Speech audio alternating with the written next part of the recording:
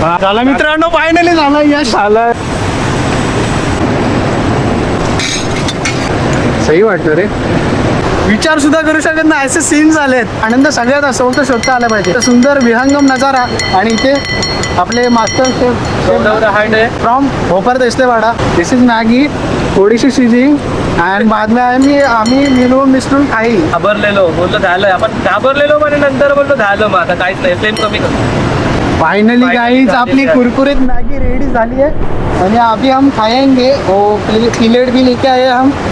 आणि fun fact, माझा आज उपवास होता.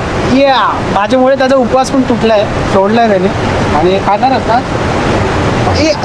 अशी संधी कोण सोडते यार. थोडीशी जास्त का, तसं पाण्यात वगैरे उतरलायस ना. नाही रे असं. Same to same.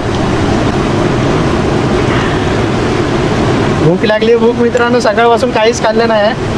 आणि आता फायनली आपली मॅगी होते, ती सुद्धा गॅस पाण्यातून पोहून आलाय. आता परिश्रमानंतर ही मॅगी खातोय आपण या टाइम. आता हे तरी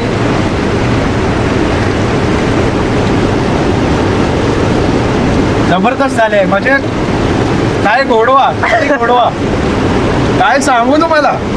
या खायला मॅगी कशी सुद्धा झाली असेल तरी पण चांगलीच झाली आता. खरंच छान झाले.